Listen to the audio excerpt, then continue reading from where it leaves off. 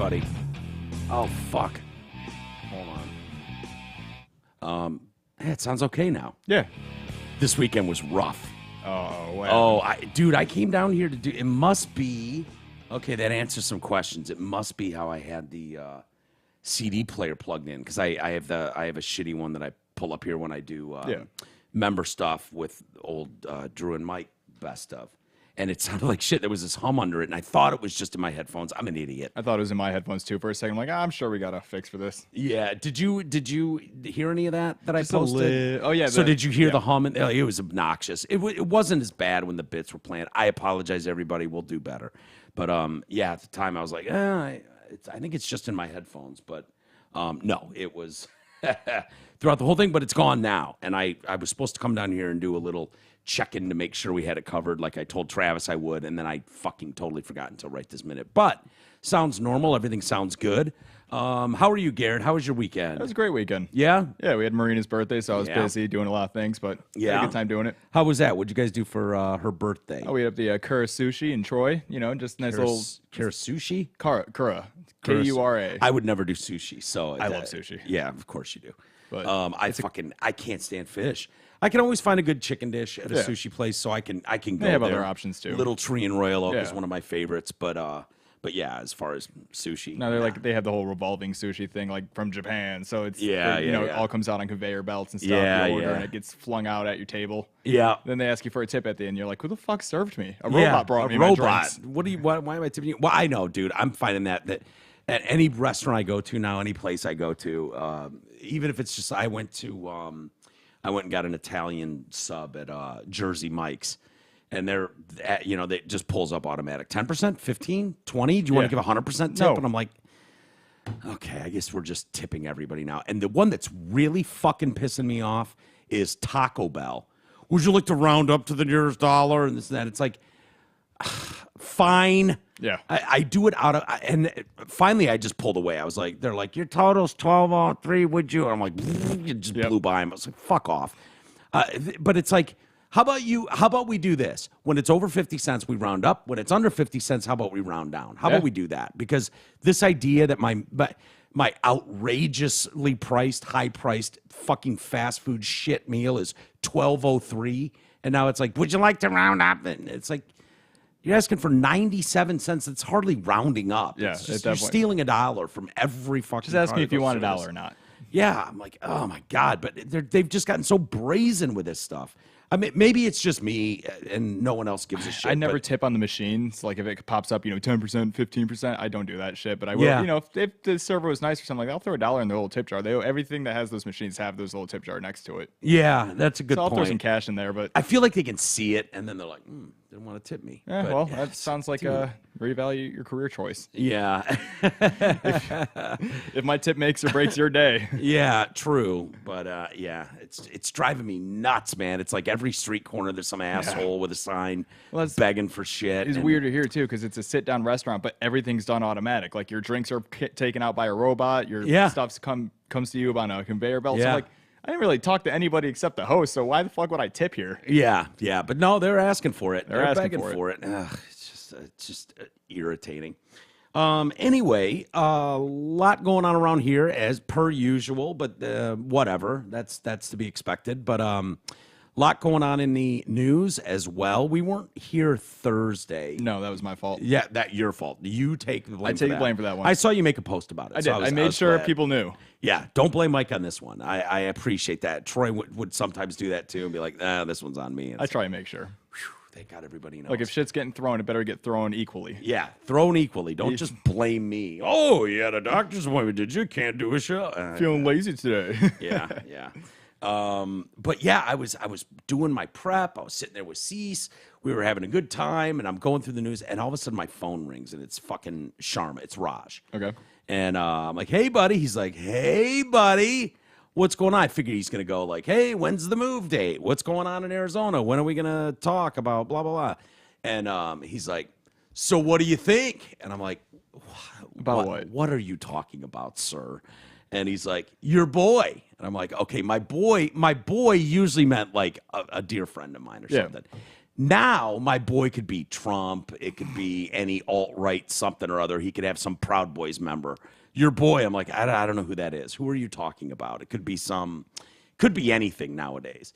And he's like, old Robert Ritchie. And I'm like, Kid Rock. Okay, what did old Mr. Rock do now to upset you? And he's like, oh, you haven't seen? And I'm like, no.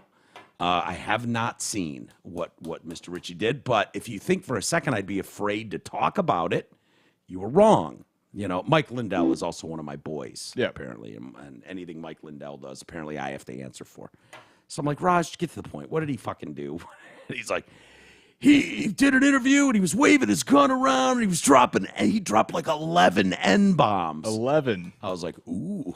Well, that sounds bad. Yeah. You know what I mean? If that sounds like it'd be on my feed right now. Yeah. And dude, I just looked 2 minutes ago, trending. I'm like, is this even trending? Is this like something that on X or Twitter or whatever is like got the nation's attention? Like, oh my God, well, look at Kid Rock. As if this affects anybody's life at all. No, but it's Kid Rock, so they put it on blast if it happened. Yeah, and I don't know if it was like, I put the H on the end of it, it's a nigga. I don't know if he did one of those, if he was hard R-ing people. I don't know.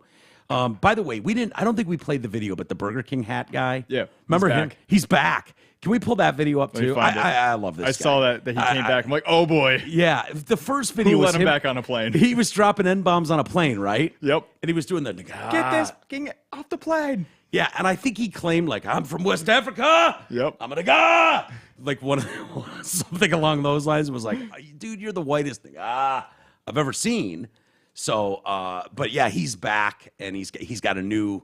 It's part of his greatest hits. I'm assuming he's got a new album coming out with N-bombs, Burger King hat guy. If you don't remember the original, I'm pretty sure we played the original video on the show. I already found it. Burger King man returns. Yeah. Burger King hat guy goes crazy again. Yeah, if you just search Burger King, it'll probably be the first thing that pops up. Extended cut. Are they doing remixes now Apparently. of Burger King this is hat brand guy? new too. This came off just now. Let me oh really? Is it I'm putting you on the spot here because I know you can't pre-listen to anything, but yep, let's see what we got. Racial slurs ahead. This one has a little warning. Oh boy. So heads up. Do they bleep it though? I bet you can't talk to me. I bet. I bet. I just did. Do it again. You lost. Do it again. Do it again. You lost. You lost. You want to bet again? Hey, don't get yourself in the guy filming it. I'm not going to get in trouble. You lost the first bet. You want to lose the second one? You want to lose the second one? You understand? Why? You lost the second one too. You want to bet again? You want to bet again?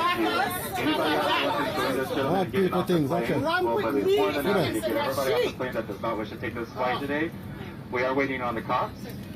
What was the bet? Was the bet that he wouldn't say the N-word? Probably. I Something don't know. along those lines? It starts at the bet. Yeah. And he's like, you already lost the first bet, which is kind of funny. Trying to scrub and see if it gets. It looks like he stands up out right here, so it might get a little more heated. Okay, let's check it out. Assault! Yelling assault. Assault! 2 felonies! Hold on, now I gotta see the felony assault. Yeah, felony assault. If anyone does put their hands on you. Your job, bitch! Whitey! You would, huh? Yes, I would. You wouldn't be able to reach, fat ass! She just fucking threatened violence! That's a felony! There it is. There it Little is. push. That's a felony. Felony! 2. Double felonies. 2 felonies! 2 felonies. Bye! 2 felonies, bye! Who's next? Who's Is next? this the original? No, this is the different video. This is the new one. Is this where he's like, motherfucker? No, that was I think that was the original one. Was that the original one? Yeah, That's where he's sitting there with the crown on his head and he's just. Yeah, hold on. Because I sent it to a buddy of mine. I love sending these videos to people and laughing about them. Let me see. Because I just had like a, I see, I think I sent it to Tooch. Why wouldn't I send it to Tooch? No offense to him. Oh, no, I need that plugged in. Let's see. Is that somewhere in this one? It might be in that Bye, nigga, now, motherfucker! Motherfucker! Nigga! Bye, nigga, now, motherfucker! one. Oh boy. He's got like a man bun in, the blondest hair ever. Yeah, I'll do what they call just dropping the needle anywhere and seeing what happens. Yeah. That's You're not getting home. this guy's a classic. If you see yeah. him in line at the airport, I mean, you want to be seated next to this guy. Is he just wearing suspenders? He might be now. Yeah, I think he is. I think he took his shirt off and now he's just got suspenders on. Sure. Why wouldn't Who you? wants a piece of this fucking goddamn Sunday pie? Who wants a piece? What if my daughter was on the plane? What if my daughter was on the plane? This guy doesn't care. No. Sir, you're wearing a mask in an airplane. You're already an asshole. Yeah. I don't care what color your skin is. You're already an asshole. Hilarious. So anyways, these videos are just, I mean, they make me laugh. I don't think that guy's a threat to anybody. No. It's just, he's just an idiot, you know. And I think he's just mentally not all there. Yeah. The 2 times you're on a plane where you're wearing a Burger King crown and dropping, Yep. you know, it's just, I don't know why it seems silly, but I stand firm that word, while it can be used as a weapon, no doubt, has been and has been used for a long time to hurt people. It's sort of a cultural word at this point. It's been so like every rapper in every song you've ever listened to, they continue to drop it now. And like you can't, I don't know. I just find it hard to believe like, oh yeah, this must be devastating for you to hear. Yeah. Like stop it. And you got some mentally ill whack job on a plane going like, like I find it hard to believe that's like, yeah, you want to be like, gotcha. The problem is, a dude like that doesn't give a fuck. Yeah, you can't What get do what you can't got. Yeah, it's like it's the only people you can actually get are people that give a shit and are like, oh God, I can't believe what I said on that plane. I would never. I'm not a racist. Like they're never gonna forgive me anyways. So this guy's kind of leaning into it, which I sort of respect. Now, Kid Rock, for his part, he did an interview, and I'm not going behind the paywall for fucking garbage like Rolling Stone anymore, but. So I've got a breakdown from Billboard about the interview Kid Rock did because I thought this must be breaking news. Raj is he was giddy. He was giddy on the phone with me. Like, and I don't know, I should call him and ask him, like, what do you expect the outcome of this to be? Like, we cancel Kid Rock now? Is that what we do? Is that what is the goal here? He doesn't sell albums like he once did. Well, he already doesn't. Like, by the way, I was looking recently at Kid Rock's album sales. Devil Without a Cause, for the longest time, outsold Nevermind by Nirvana. Oh, damn. Now, Nevermind has picked up steam in the last 10 years. It's 33 It's now a years clothing old. brand. Exactly. It's like that's common for me to see like a little girl. I mean, my niece, Mad, was wearing one. I got her a Nirvana shirt and a Zeppelin shirt maybe when she was 4. And she wore that. And she'd send me pictures of her in her Nirvana shirt. Like kids don't even know what it is, but it, you know, I get it. Like when you know, the kids have done that forever. But Nirvana, I believe Nevermind is like 32 million sold now, which is triple diamond. Impressive. Yeah. Fucking Devil Without a Cause is 15 times platinum. That record has sold 15 million copies. To put that in context, when you think of like the greatest albums to come out ever, or, you know, you think Pearl Jam 10. Pearl Jam 10 has sold 12 million copies. Devil Without a Cause outsells it. Like, that's madness to me. Now, I don't know if it'll go down in the history books as one of the, or if it's the Hootie and the Blowfish album at the end of the day. But, yeah, I don't know what we do with this, but here's what you've got. So this reporter from Rolling Stone has apparently been trying every which way from Sunday to get an interview with Kid Rock. And I can tell by the way this is laid out per the author of the article that this is someone who is looking for that. How do I make Kid Rock look like an asshole? You know, it's just, you can tell in the writing structure of his quotes that it's like, you throw in jabs like the, you know, when you're like, oh, the uber mega ultra maga guy, you know, and he's just, those coded words when you're saying those, it's not, you're trying to paint a picture of who this person is and really highlight, you know, oh, he wore Confederate flags on stage in the 90s and blah, blah, blah. And it's like, okay, but I see what they're doing. So this guy's been going around and around for a long time trying to interview Kid Rock and has dealt with dozens of people that have worked with Kid in the past or have recorded with Kid Rock in the past. And his name's David Peisner. So Kid recently sat down with this reporter from Rolling Stone. And apparently Kid's like, you know what? I'm done with the gotcha interviews. I don't care. I don't give a shit. I know what you're doing. And so he tends to stick with friendlier outlets. And I think a lot of these guys do that kind of thing. It's like, and believe me, there are plenty on the left who would never talk to someone they even perceived as not believing completely what they do politically. Yeah.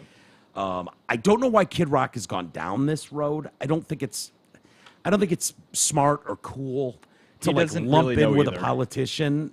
I was reading the weird. article that he did too, and he said it in the article, like, I'd yell at people for their political opinions, and I look in the mirror and I'd say, well, who the fuck am I? Yeah. So he's got some self-realization that he knows he shouldn't be jumping in Absolutely. And that doesn't surprise me that he'd be self-aware, because I do that myself. Yeah. Where I'm like, these, and it's like, yeah, but you're giving your opinion on those, and whatever they're doing. Yeah. Like, it is what it is. I always rephrase it with people. I'm like, hey, I'm not above it. I get it. Yeah. I'll make fun of them. I'm not fully expecting them to make fun of me. And you could be a real asshole going online and fucking with people. So it's like, I expect it is back, what it all is.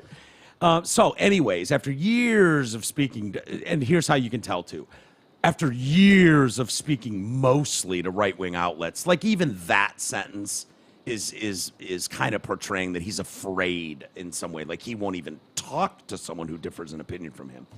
Kid Rock recently sat down with David Peisner from Rolling Stone. Their sometimes unhinged chat included Rock ranting about immigration, liberally using the N-word, and waving a gun in the air. That paints a picture of someone completely unhinged. And maybe Kid Rock was completely unhinged. Maybe that's what it was. Absolute lunatic. Probably not, though. He was probably giving his colorful views on an out-of-control immigration situation, which is opinion shared by a lot of people. In fact, millions of people, including a lot of immigrants. In fact, probably the majority of immigrants that certainly live on border towns have a very similar opinion to this shit as Kid Rock. So it's not as unhinged as maybe David Peisner might want it to be.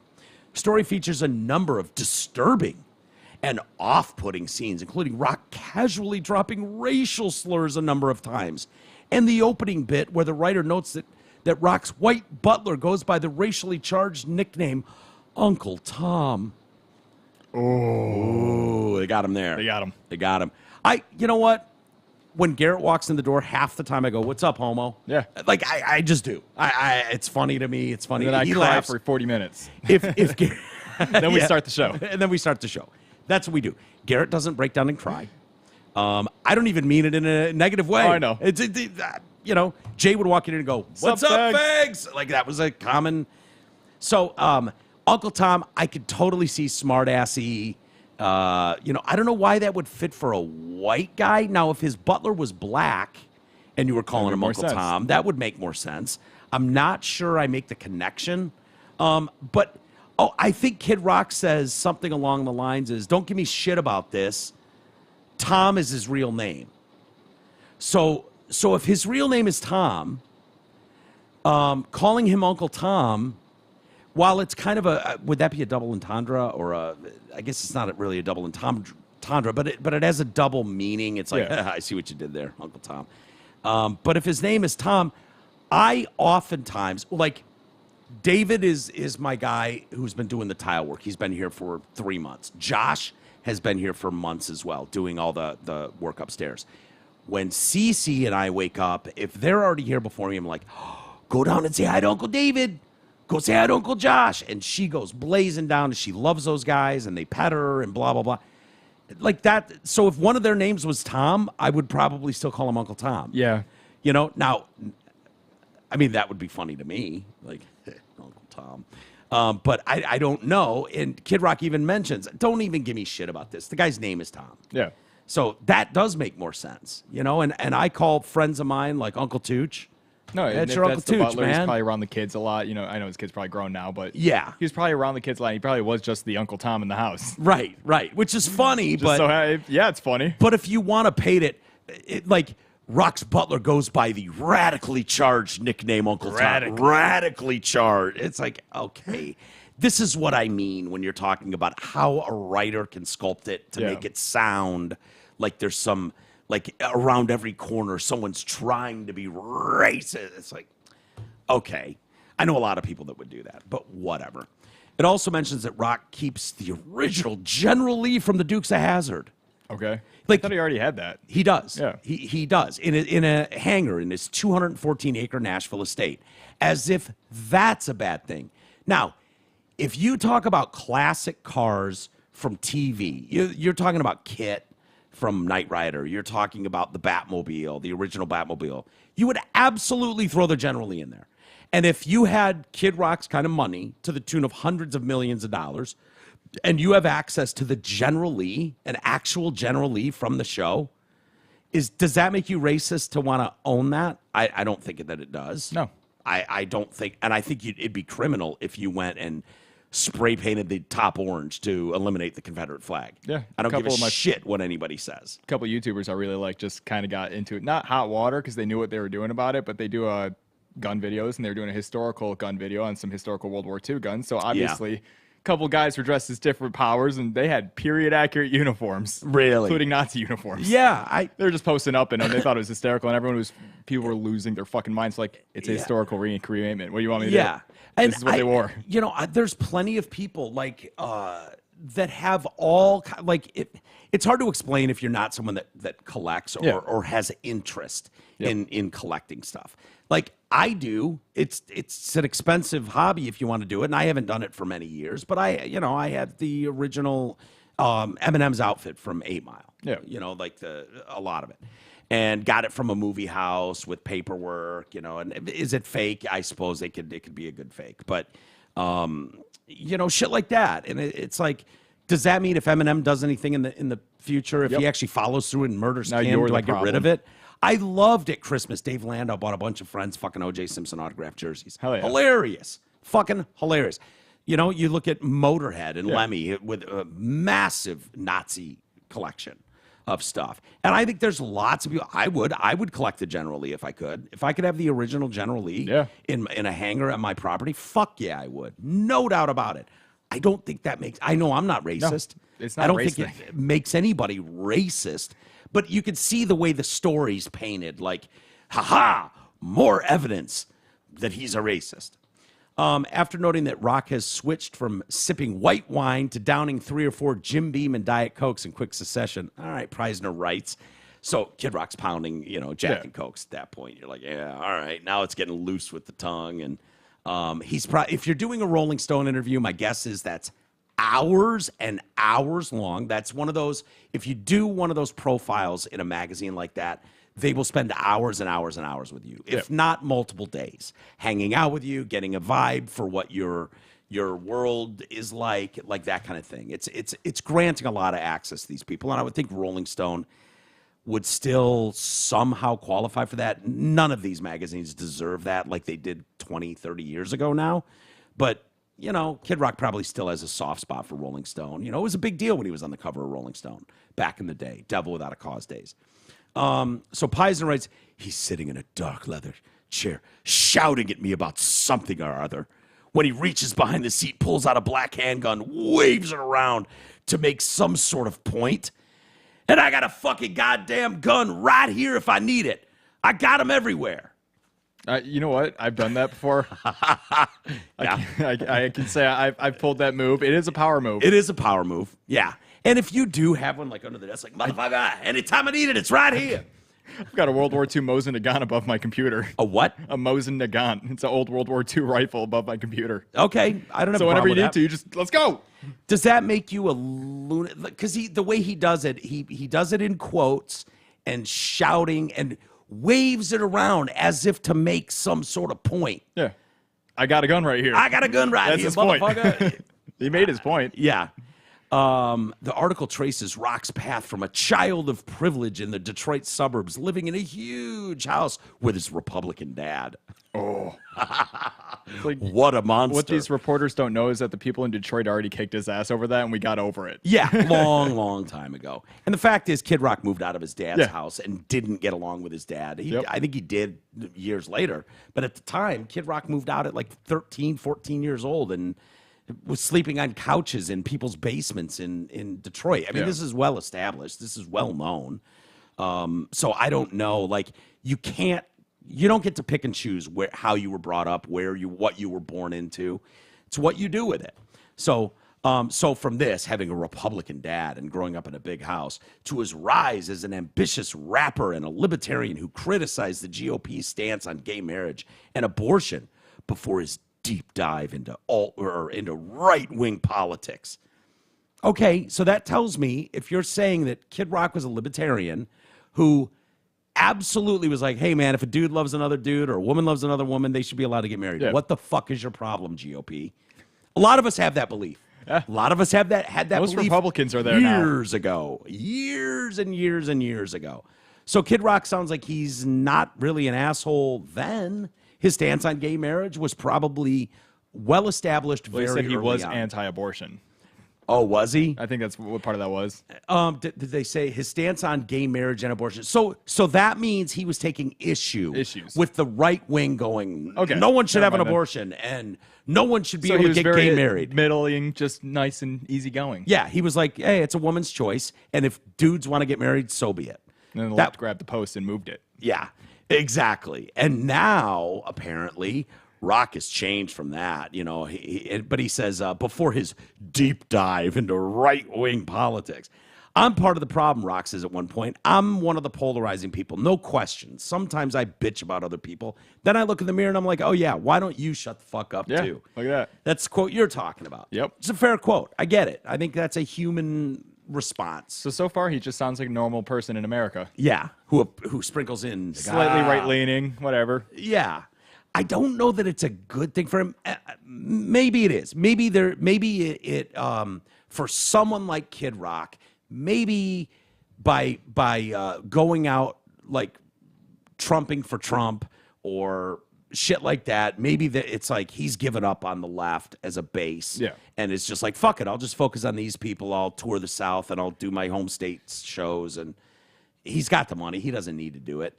My brother and I have talked extensively about this. My brother's a huge Kid Rock fan, and he's like, it's just kind of cringe, like bragging about a politician. Like, my brother's point is kind of like, if you're gonna write songs shitting on a president or someone in power, like, I get it. And I'm thinking, yeah, but we don't want to hear from those fucking assholes either. And when you think about historically, like, Bob Dylan, like, if you look at the 60s movement against Vietnam, like, that whole time period had these great protest songs. That's what they are. But think about a brilliant song like Masters of War by Bob Dylan, right? Masters of War is a masterclass in writing, and it's fucking hardcore. It's hardcore. If you read the lyrics to Masters of War, it pulls no punches, but it doesn't go like, Nixon, blah. You're not. It's not as ham-fisted. Bigger than that. Yeah. It's bigger than an individual asshole who might be in charge for 4 years or 8 years. It's like, no, man, I'm talking about all you motherfuckers up here, you Masters of War, that would never dare send your golden children to die in battle, but you'll send us plebes and our kids to die in battle. And I can't wait till you fucking die, and I'm going to stand over your grave while they lower it in the ground so I can fucking piss on it, is basically what he's saying. It's hardcore. Yeah. But it's bigger than calling out an individual president, which I totally get. Like, I think it has more power. I think it has more staying power and relevance years and years later. Whereas, Kid Rock singing about "Let's Go Brandon" seems kind of fucking I got like silly. A different take on it. I think Kid Rock lumped onto Trump the same way Kanye did, in a sense that they were worried about speech going away, because they are both kind of controversial artists who will say some crazy shit in their songs. Yeah. And if they're going to get arrested over things they wrote in a song, That might be a big. But do you think they were really worried about that? I think so. Kid Rock has come out and said that he's pretty worried about that stuff. I can try. And I don't know that that's a realistic. Well, I think they just saw the left is trying to control what you can and can't say and what language you're allowed to use and who you can call what. Kid Rock's not a dummy, though. Yeah. Kid Rock knows that NWA is not NWA if the feds don't try to shut them down, if they don't send a lawsuit to them or arrest them on stage or try to arrest them in Detroit for saying fuck the police. Like, NWA is not the cultural phenomenon or historically regarded as they are. They would still get their due, don't get me wrong, but they wouldn't be regarded culturally as important as they are without that Fed stuff. And almost all the artists agree that the PMRC putting fucking labels on an album, like, you wanted that sticker on an album so that rebellious young youth would be like, yeah, I want that one, you know? That's true. So Kid Rock's smart enough to know that. Where it's like you don't need an album or a cover or anything to sell a song. Right. You can just drop a song, and if you have a big enough name and a cool enough name, people will listen to it. True, and that's a good point, and it's game changing in these days, where that wouldn't have been the case in Kid Rock's most of his career, or Kanye's for that matter. They would have been in the CD sales age, and you'd want that, warning label. Yeah. As silly as that is, kids want that fucking. Yeah. It's almost a badge of honor, like, oh, this is dangerous music I'm listening to. I'm so glad I never grew up with parents. My parents didn't give a fuck. They loved music so much they didn't give a shit what I was listening to at all. Never once did I have to hide an album cover because it had some guy giving devil horns on the cover, or it had a fucking. I usually got my albums out of my parents' box anyway, so yeah, your parents. Well, your hot mom, I imagine she was cool, and your dad. Your dad seems cool. And my dad was Primus and Melvins, all that cool Beastie Boys. Yeah, your dad's probably my age. He was probably into a lot of cool shit. So let's see. The rapper turned country crooner. Oh, these fucking writers.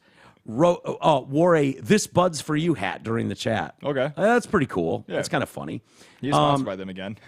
What's that? I think he's sponsored by them again. Is he? I don't know if he is or not. I just thought he's endorsing them again. Yeah, I've thought a lot about this. I understood the reaction in the moment, and it kind of worked for what Kid Rock does. Kid Rock is kind of a free speech guy. Yeah, he is.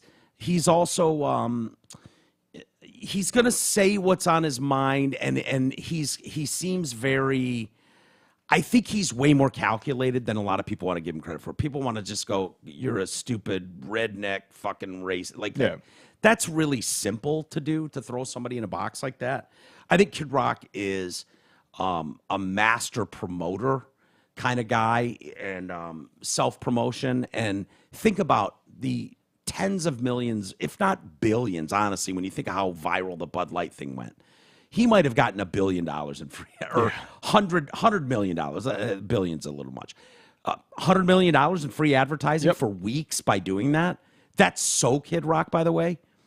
That's something Kid Rock would do. That's what I'm thinking this interview is.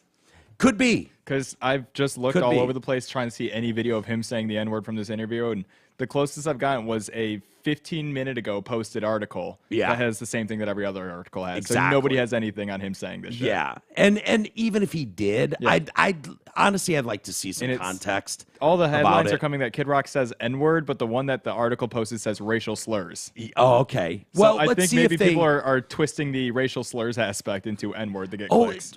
And when Raj was just gleeful, I could tell he was rock hard. He was probably jacking off while he was on the phone with me. He's like waving his gun around like a lunatic and dropped the N-bomb 11 times. I'm like, okay, that sounds a little weird. He was playing Call of Duty after a few drinks. I was like, what? I'm not going to avoid that story if that's what you're worried about. But for some reason, I feel like there's some missing context in just saying that. I'll reserve judgment for a moment here, if you don't mind. So Rock says he's moved on from the boycott of Anheuser-Busch. Yeah, I imagine. It seems time. He got his money's silly. He absolutely got his money's worth. The piece notes that among the bigger target, he's moved on to bigger targets, Kid Rock. He's now going after Ben & Jerry's and Planet Fitness.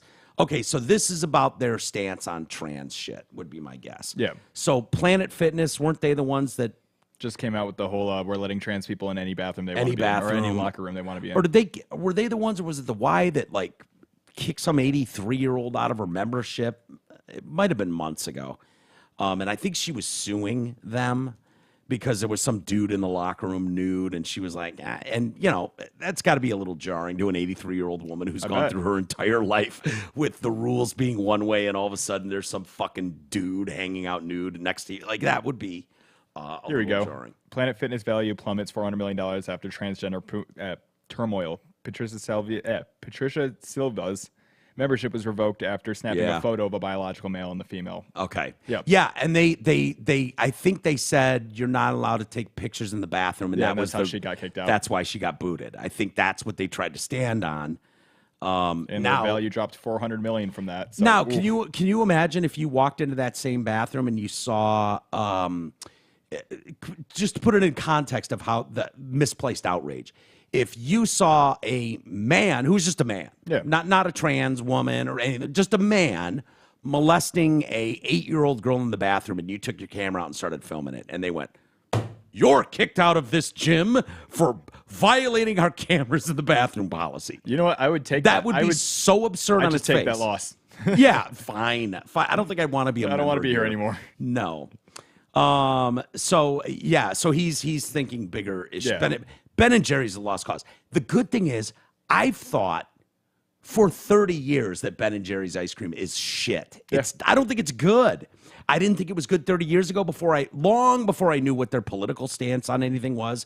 I've never bought, I don't think Cherry Garcia is a good flavor. No. Like none of those. And if I go to the store and I buy ice cream, I go out of my way to buy like Hudsonville or I can't even think of brands right I don't now. mind But Ben and Jerry's taste. It's just I don't like the taste of it. That's just me though. I don't even like really pay attention to the ice cream thing. I just grab whatever flavor I like and then walk out of there. But I'm not You're buying a ice cream all chunky the time. monkey guy. Something mint. I like a mint chocolate chip.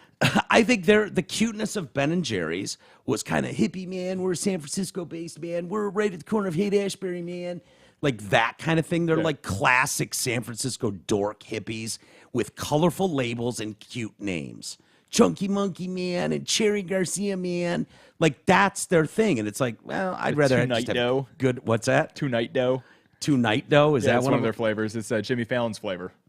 Oh. Yeah, they have celebrity flavors now. Oh my God. Yeah. Tying with them. So there you go. Kid Rock goes on, I don't want to hurt people's jobs and stuff like that when they don't have any dog in the fight, but there's a whole lot of other companies we should be going in after. He also rages about DEI crap.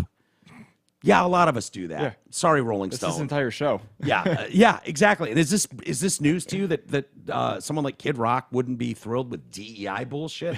Guess what? A lot of us aren't. I don't think you're on the right side of history here, pal. DEI is being scrapped nationwide at school after school after school. Do you know who's really pissed off about DI now? Is the Indians. Are they? Yeah, we'll have to get Raj to talk about that when he's here. But Yeah. because Why? I guess a lot of them are they're they have to sit through these DI meetings, especially in Silicon Valley, because they're all smart people. But none of it applies to them because they're basically considered white guys. Oh, yeah. And they're like, what the fuck? Yeah. Yeah. It's funny to watch DEI fall apart as it comes down, and you can see that shit coming. Yeah. Honestly, you can. I'm surprised it took as long as it has, but it's falling apart everywhere. He also, shocker here, predicts that his friend and quote bestie Donald Trump will win the race in Michigan this year. I think so. Well, that's a outrageous statement. How It's dare not. Kid Rock? I mean, that's a legitimate belief. I don't know if that's true or not, but would that shock you? No. If Trump won Michigan, it wouldn't just- shock me. I just saw a post on a Metro Detroit Instagram page that said Joe Biden's in Detroit, right? Yeah. And everybody's commenting in there, fuck this guy. And I had thrown a comment. I was like, I love these things. I said I love this comment section because it's everybody coming together and holding hands from all walks of life to say, fuck that guy. Fuck that guy. Yeah, and how many people were there? 8? And how many were even looking at Yeah. Joe Biden? 2? None of them. I I think mean, they're more pissed off the freeway was closed. I mean, Trump got 100,000 people in Jersey last week. Like, that's He madness. went to the middle of nowhere, Michigan, and still pulled a crowd. Yeah. Oh, yeah. Massive ones. I mean, what that means long term or in November, who knows? Yeah. But it's stark to see the difference. He was on his way to the taping. Pizer says Rock tried to dial up one of his besties, Trump, who doesn't take the call. So that's a shot like, oh, he man who thinks he's currently indicted on like 3 different cases right now and Yeah. running for the president. as if Donald Trump is going to drop everything no matter who calls. And Hold like, on. It's my boy Richie. this. It's one of my besties. KID's on the phone. Like, no, I would think it'd be rather hard. I would think if you called someone like Donald Trump, even if you were one of his sons, it might be 3 days before you hear back from someone like Donald Trump. That's just my guess. So, but it's kind of a shot like Kid Rock thinks he's besties with Trump and didn't take his call. It's like, I don't think that says anything. Let's see. Peisner spent a year trying to get Rock to talk to him, speaking to a dozen people who'd worked with the singer over the years who had been upset by his transformation from a party-time rapper to a MAGA-fueled cultural warrior whose music has taken a backseat to his public protestations. Kenny Olson, who played lead guitar for more than a decade, said he couldn't understand the heel turn. That's great. Okay. I assume that when you have 20 members in a band and members that are former members, they're going to have differing opinions. Yeah. I don't think that's abnormal. Kenny's a sweetheart of a guy. Kenny Olson, awesome guy, awesome guitarist. He's great. And if Kenny he says, I don't understand where a lot of this came from. I've always felt music should inspire people, not divide people. A lot of people from back in the day asked me what's going on. I don't know.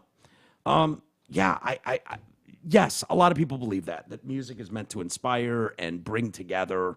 But there's a long, long history of bands not giving a shit what half their audience thinks, and they're going to make their political views known. It just usually was the Bruce Springsteens and the Pearl Jams and the REMs of the world. I'm a right-wing Rage fan, so I get it. Yeah, Rage Against the Machine, great example. And it's They're like, still one of my favorite bands of all time. believe me, there's a lot of fucking people that lean conservative who just sat in the crowd gritting their teeth going, Yep, that's me. okay, play the next song, fuckface. It's like, God, I fucking hate that I Yeah. love you guys. I know, but we do. I was just We listening to do. Evil Empire on my vinyl, showing Marina all the cool solos and shit, because she never got in the Which Rage. album? Evil Empire. Yeah, great I album. was just going through the album, showing off the best parts and shit, and I'm like, the whole time I'm sitting there, I'm like, man, I fucking hate every member of this band. Yeah, their Rage is. I mean, even in like high school, those guys were down for that shit. Yeah. Their attitude hasn't changed. So Rock explains to Peisner, the author of this article, he hasn't done many interviews lately because he said he felt they all became this gotcha moment. Look around. I live in my own world. It's great. At one point, while flipping through a photo album of pics from his career, Rock lands on one which he's wearing a rebel flag designed shirt while sharing the stage with Run DMC. And Kid Rock says, nobody said a fucking word. He says of the group's 3 black members, not one. That was the thing. That was the thing until all this woke shit started happening. He claims there was no deeper meaning to him rocking the symbol. Many see as a nod to the era of slavery. I was using the Confederate flag because I loved Lynyrd Skynyrd, and I think it just looks cool. I believe that 100%. Yeah. Do I think deep in his heart, Kid Rock is a racist? No, I I don't. don't know. You'd have to ask his half-black kid. Yeah, exactly. Even that's not good enough. Nope. For people out there, they will still go, oh, I got a black friend. Like they'll chalk it up to that. It's like, yeah, well, most Klan members would not have a black friend. Yeah. I'm just saying. I mean, that's kind of like part of. That's a fair point. You know what I mean? Like, it should mean something being able to be like, I have black friends, right? Like, I hang out with those people. Those people, the guys, as I call them, I put the H on it. The story includes a trip to one of the dates on Rock's Rock the Country tour, in which Peisner describes a sea of American flags, Trump 24 merch, and rants by Rock about open borders, high taxes, and a declaration that Joe Biden can kiss my motherfucking Anglo-Saxon ass. Kiss my white ass would have been a saying. Yeah. So that's just taking it a step further. Kiss my Anglo-Saxon. ass. That's just a play on kiss Yeah, my just white kiss my ass. white ass. Versus, which is a play on the much cooler kiss my black ass. Yeah. Well, You know what black I ass mean? rolls. Yeah, kiss my White black it's ass. like going from that I to is a little hard, but you got Yeah. that yeah. out. So now it's just evolved because it gets boring to say kiss my white ass or kiss my black ass. Yeah. Kiss my motherfucking Anglo-Saxon ass. All of it's kind of cheesy, but Yeah. whatever. In one back and forth, Rock appears to parrot Trump's hateful rhetoric against immigration, calling some murderers. They're rapists. They are. MS-13 before shouting 9/11 in a seeming attempt to tie immigration to terrorism. Peisner, and the fact is, Mr. Peisner, you don't know, and neither do they. It's widely accepted that the border issue that so many people have is that you have no fucking idea who's crossing that border. And a lot of people are going, we know for a fact that there are prisons around the globe that governments are going, fucking open border in America. Set 'em there. And if you don't check, you don't know what someone's background is. You don't know what their mental health is. You don't know what their criminal background is. It's pretty well established that we are not, at this current time with the border, we are not checking any of these statuses on people. So to attempt to tie immigration to terrorism, yes, this is a fact, Mr. Peisner. Thousands of known people on the terror watch list that are now in this country. Yeah. Period. That is a fact. So he's not attempting in some evil way to tie immigration. MS-13. He wrote it like he's saying Mexicans caused 9/11. Right. Yeah. Or I don't even know what he's trying to get at here. Like, do you think there are not some murderers and rapists and child sex traffickers and women abusers and some MS-13 gang members that are all part of the, 10 to 15 million illegal crossings that have happened at your border? You're delusional if you don't recognize that, sir. For Kid Rock to point that out does not tie him to some whack job alt-right opinion that all he didn't say all. Nobody says all. People understand. Smart people can understand the difference between going, when you don't know who's coming in, there's a good chance there's a lot of fucking people crashing your border that you would not want here, that you just wouldn't. And we see the stories pop up every day. Every day those stories are out there. I understand MSNBC is not going to show you those stories, but if you look around a little bit, there are plenty of those stories. About, murders that are going on. There's a lot of it. And I understand the media's need to not inflame that and to try to cover that fact up a little bit. That's what they're doing. But those stories get out there, they're covered briefly, and then they move on. But that's not some wild, outrageous thing to try to tie immigration to some of these. These things are happening. I wish they weren't. Kid Rock wishes they weren't. Nobody wishes they were. Yeah, I don't know who wishes they were or why you would think that's acceptable. One murder by someone who shouldn't be here is too many. Sorry, it just is. It's not even that they shouldn't be here, too. It's like, even if you want to make the more woke claim that they should be here and there should be no border, can we at least keep tabs on these motherfuckers? No, because they're just crossing over and doing whatever the hell they want. Yeah. We don't know they're here until they get caught doing something. Yeah, So, and then he goes on to note, the author here, that it's well documented that immigrants commit crime at a much lower rate than American citizens. I don't think that's well established, sir. And any crime committed by someone who's not supposed to be here is too much crime. Does that compute, Mr. Peisner? Does that make sense? I understand we as a country have plenty of crime. We have plenty of shitty people here. We have enough. We're filled up with shitty people doing shitty things. Yeah. We don't need to add the world's shitty people adding to those shitty things. I don't think that makes me a monster for saying, and I don't believe Kid Rock's a monster for saying that. As for his full-throated embrace of Trump, the nominee currently embroiled in a criminal hush money trial and facing 3 other trials tied to his attempts to hide top-secret documents. Ooh, that one's falling apart on its face, Mr. Peisner. I'm not sure if you're aware of that, but you should pay attention to that one. And interfere with the 2020 election. Rock says, you think I like Trump because he's a nice guy? I'm not electing the deacon of a church here. The motherfucker likes to win. He likes to cheat in his fucking golf game. I want that guy on my team. I want the guy who goes, I'm going to fight with you. Peisner says Rock liberally uses the N-word throughout the interview, in which he speculates that a decade out from his last big hit, there's a shot. Okay. Pearl Jam's also probably a decade out from their last hit. Yeah. I would say that anybody that has had a sustaining career for 30 years is probably a decade out from their last big hit, at least. The Beatles are decades out from their last big hit. They just had a hit. Yeah, that's true. The Beatles counts are technically. When was the last time Aerosmith had a big hit? 94? When was the last time Bruce Springsteen had a big hit?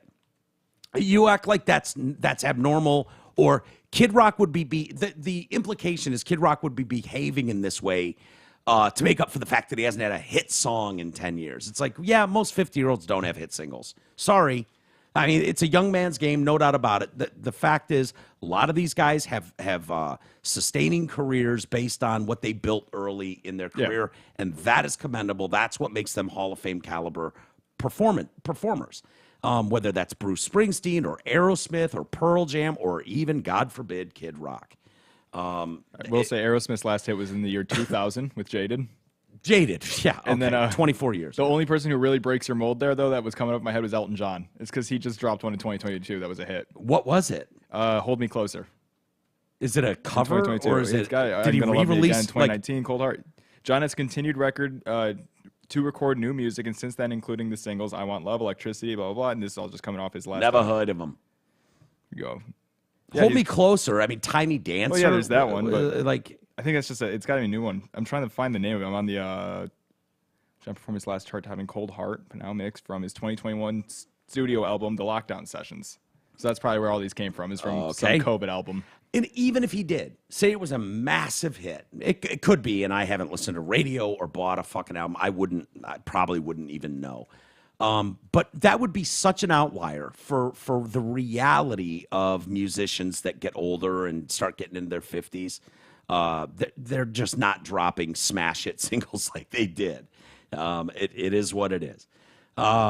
He liberally uses the N-word, and in which he speculates that a decade out from his last big hit, the singer's right-wing embrace might be as much about managing the emotional fallout of a waning career as it is about any deep-seated beliefs. So in other words, you're saying he doesn't really believe what he's saying. He's just so mad that he's not as relevant. That is, boy, oh boy, is that a stretch. I'm sorry. Insert band name here outside of Kid Rock. And I don't know that any of these guys expect to be super relevant in their 50s. Like, they're able to tour on their catalog and perform on their catalog and make money on their catalog. But everybody, it's like an old joke. Oh, the new song, it's time to hit the bathroom. Like, we all know that. Like, the idea that Kid Rock would be so delusional as to think, like, I'm gonna lean alt-right all of a sudden because I'm not still on MTV every day. Like, what? Most bands are so self-aware about their new music. Like, I saw Primus probably 2019 or something like that. I was at that show. Maybe, but either way, I think it was Pine Knob, right? I was at the one at the different year then, because I saw them last time Pine Knob. I saw them at Pine Knob as well, but I saw them around 19. Maybe it was after. Maybe it was 21 or something. Well, either way, the smaller theater, but it's kind of Pine Knob style. But yeah. Either way, Les Claypool came up while he was before his song or anything. He just goes, "Hey, this is a new one off my weird Goblin Metal album. If you want to use the bathroom, now's the time." Yeah. And he just starts playing. Lean into it. He just leans into it. These guys know they're not making new crazy shit, so they're just doing what they want in their later life. Exactly. In the end, even after lamenting that no one's ever going to say fuck Prince, he says, "I don't care." He maintains as Peisner tries to suggest that maybe he actually cares a lot what people think of him. No, I don't. You don't understand. I really don't give a fuck. After insisting that the writer watch a series of performance videos before allowing him to leave. So now Kid Rock's holding him hostage, making him watch these clips from shows. He's probably like, "Hey, I got some cool clips. Check these out." The chat ends with Kid Rock asking Peisner to do me a favor. Can you do me a favor? Just write the most horrific article about me. Do it. It helps me. That's the kicker there. I know we just spent 45 minutes talking about this. I'm sorry. Blame Raj. Blame Raj. This is just hilarious. Just comical to me. And if there were all these N-words were in there, and this was like the headline grabbing part, why wouldn't you quote what the N-word parts are? Yeah. Why wouldn't you? There was not a single quote in the whole article. I didn't hear one. I literally read that whole article. None of the reports that I've came, even the one that I pulled up that was posted 15 minutes ago. Yeah. No N-words. Really? Nobody Don't you think they would say he, because you're implying that when Kid Rock went from drinking a little bit of wine to having these Jack and Cokes, he got out of control and his true nature came out. Yeah. That's when he's recklessly waving a gun around and dropping N-bombs. Yep. So that's the insinuation in this article. But it's like, if that's really the case, why wouldn't you give us some examples of these N-bombs he's dropping? And maybe they will. Yeah. Maybe they'll have a video come out. He quoted him saying, like, oh, all these immigrants are terrorists and rapists and 9/11. Yeah. Like, he got those quotes. Where's the give me one N-word quote? And the whole time he talked to him, just whole thing. Hey, you N-word, what are you doing over there? Anything. And you know what the reality is? If you leave it ambiguous like that, it leaves open the possibility for people that want to believe the worst to think that he got liquored up and after waving his gun around recklessly, he was just like, yeah, this country's gone to shit. We let these N-words, blah, blah, blah. Like, if that was the case, trust me, that would be #1 trending on Twitter, and it would be every publication in North America would pick that up. That would be the story. So, I don't know. They did weeks on Joe Rogan after they put together a compilation of him saying it out of context. Yeah. Did he put the H on the? I think he had some hard He had some hard R's, but I think he was also talking to black rappers when they came out with that hard R stuff. Like, he was quoting stuff too. Which is the best part. And those Rogan's guys, were all the best part quotes. is when everybody came out supporting him, just like, hey man, he's with us. Yeah. It's cool.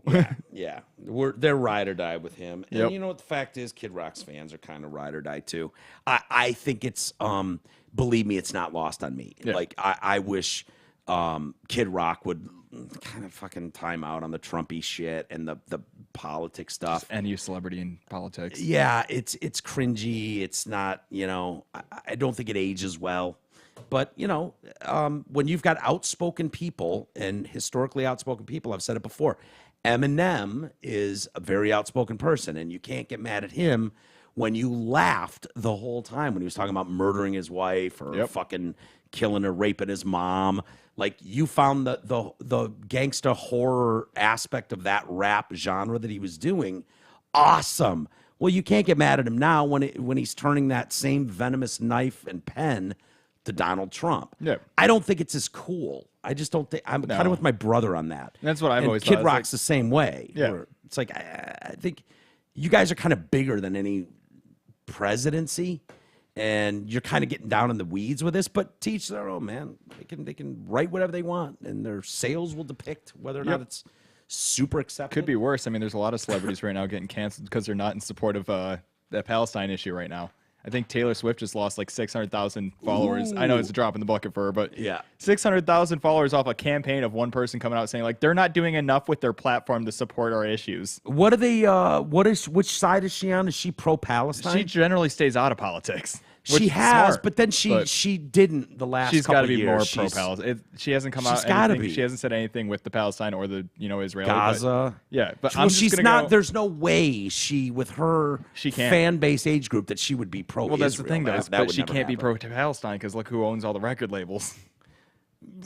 Well, I'm just saying. There's a couple other factors in there. Someone call you racist for even thinking that's like fine. that, Garrett. I accept that one.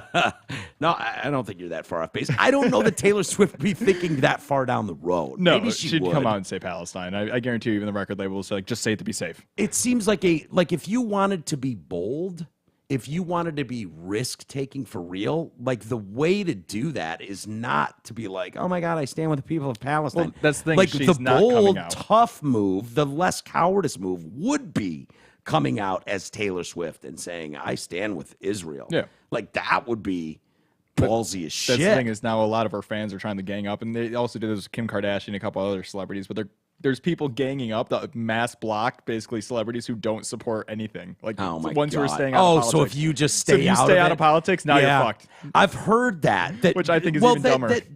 Was it Black Lives Matter that started doing that with the silence is violence? Yep. In other words, you all need to get involved. And it's like, hard pass. No.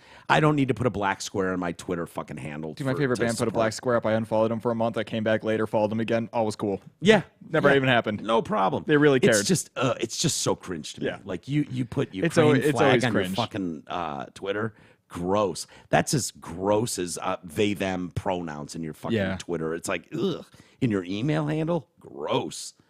Although I did hear someone the other day was telling me that they were at a Zoom meeting and there was a individual there that it popped up, and this person that I was talking to was laughing about it, like, really, they, them? You have they, them pronouns under your name? And then he was like, the more I thought about it, the more I looked at it, I was like, I have no idea if that's a guy or a girl. I've met those people. Or no, it didn't have they, them, it had he, him. He, him.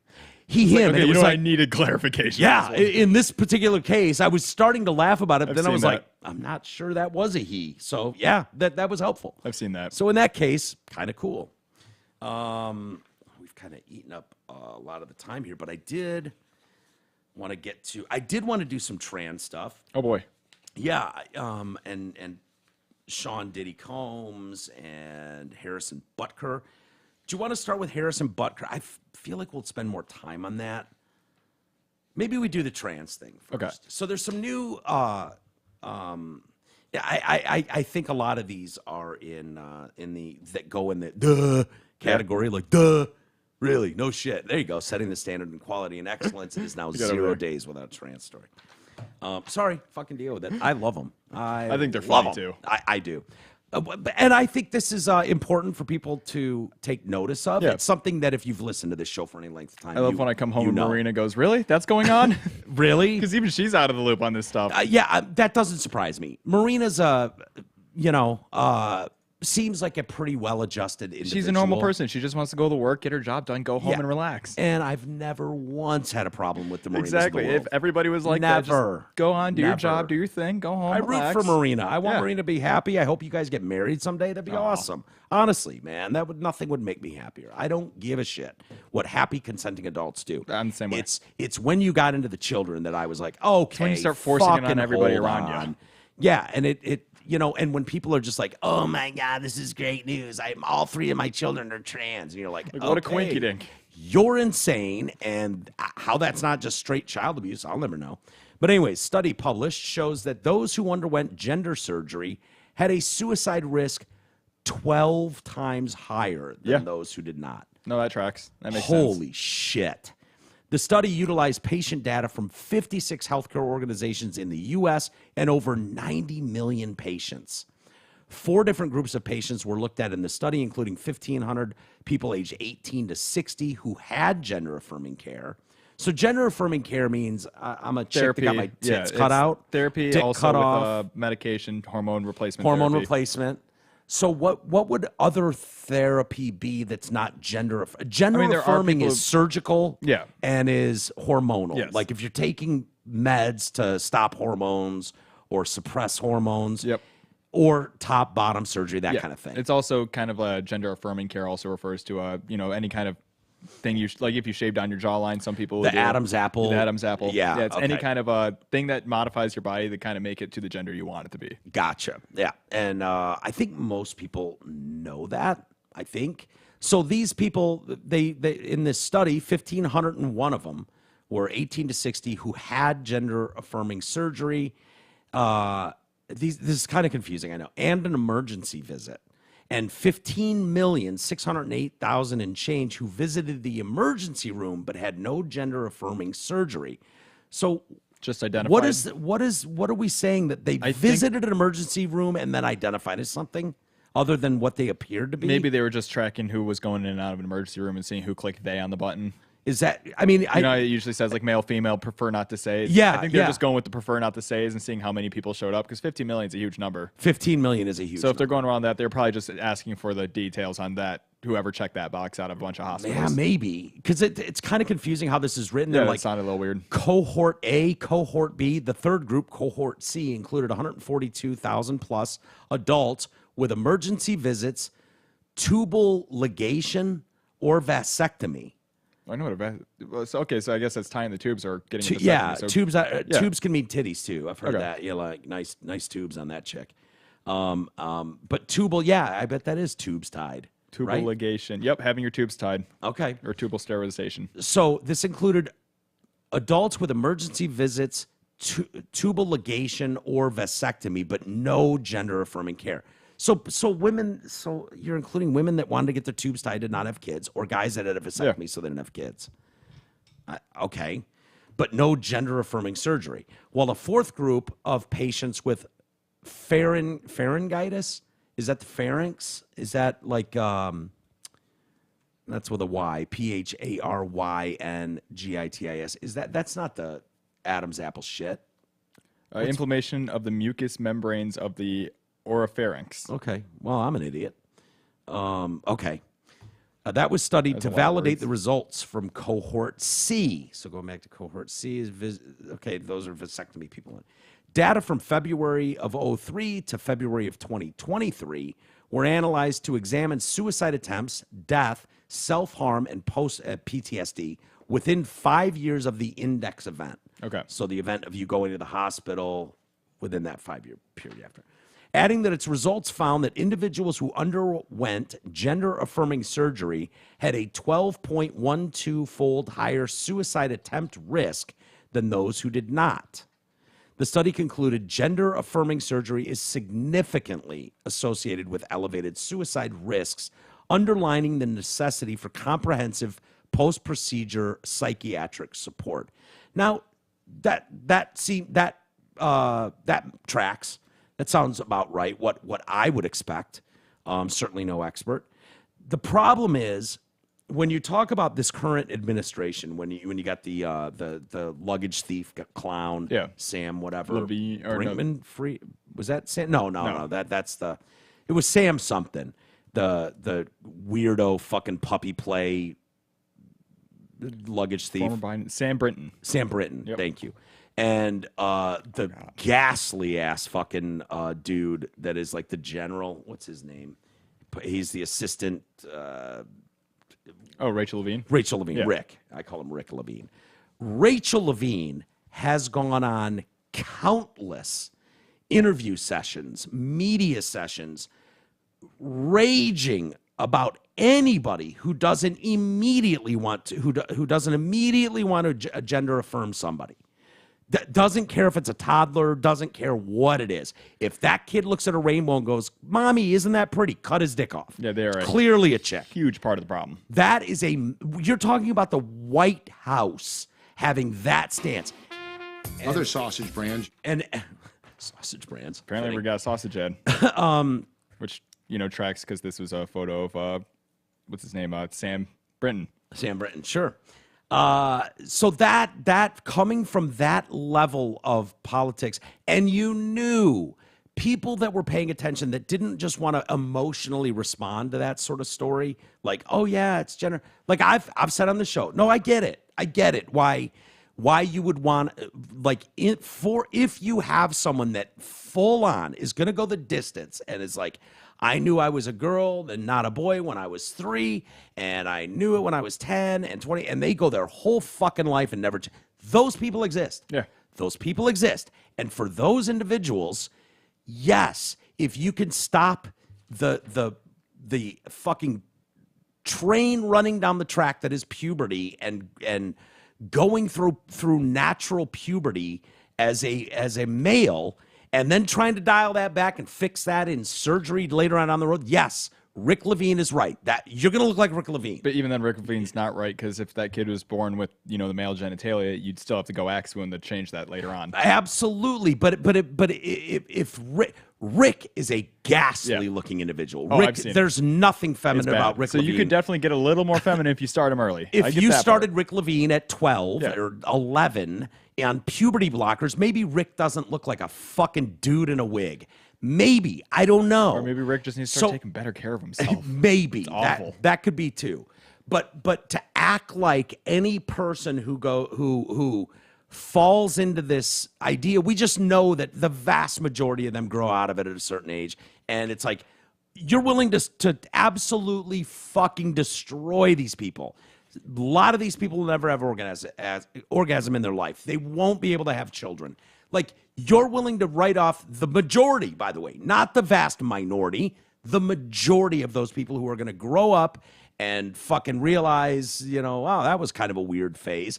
We all have weird phases when we're younger and trying to find ourselves. And, when you plaster this all over classrooms and all over fucking all the stuff that we see it plastered around, of course, it's going to do exactly what you're intending it to do. It's going to affect young, stupid people as they're maturing and growing. That just makes sense. That makes sense. So monsters like Rick Levine are dangerous as shit, speaking from a White House podium, acting like anybody who doesn't agree with that is an asshole. And it's like, no, dude.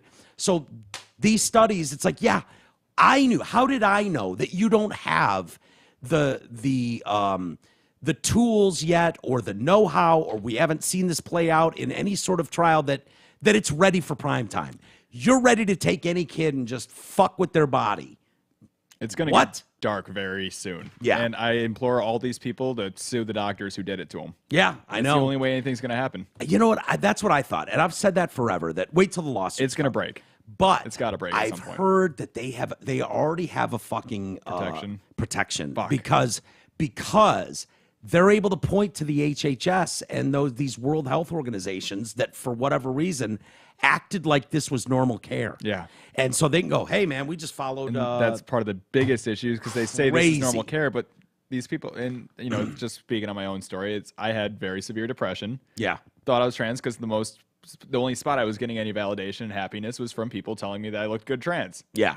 So I ran with it, and then all of a sudden I figured out I'm still unhappy. What the fuck's going on? Do you remember what your thought process was in those days? It was just one of those things. Did you believe full on, or was it easy to have your smoking hot mom? It was kind of easy for her to talk me out of it, only because it's like, as I was going in, I felt good about, already in the gay thing was already there. Yeah. And then I kind of felt all right going into it, because I was just getting compliments. I was getting people saying good things, but I was also. And who doesn't love that? Yeah. Who doesn't Everybody like getting loves complimented? That. Of course.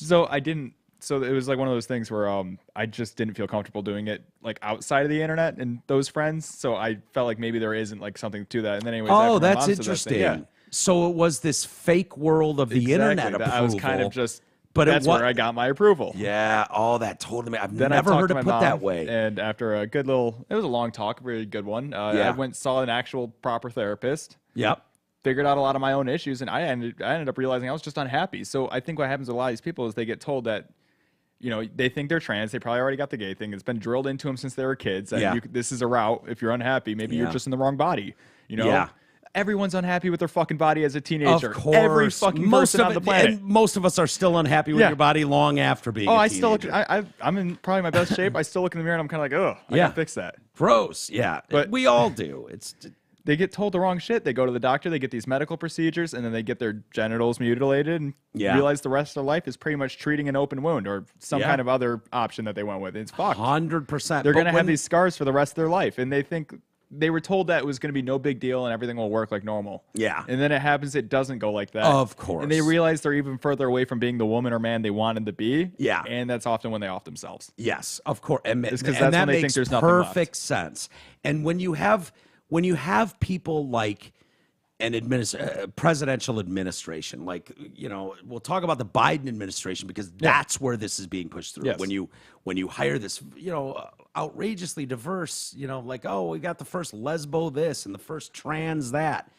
Those people have agendas too. And Rick Levine pushing this, gender affirming care prevents suicide attempts. That is fucking nonsense. That's the one that makes me the most upset. It's nonsensical. And when you have those people saying it, now you have hostage of the rest of the administration to back the assistant health secretary of the country. And so when Rick Levine is up there saying shit like that, it forces Biden to go along with that shit. Yeah. And that dude is such a coward. He's never going to stand up for something like that. Probably doesn't even know what it is. Yep. And that's how you end up having all these fucking parties on the lawn celebrating all this shit. I hate it all. And yeah, I know you do. And I feel like trans people especially, like they want to get more trans people and spread almost like a virus because they regret their own choice. Yeah, so that's they feel like evil, if they can make it sounds evil, but and I'm not just saying on a personal level. I feel like it's a communal thing where they don't even realize it. Yeah, but I feel like a lot of them regret their own choice. Now the only people they can hang out with are other trans people.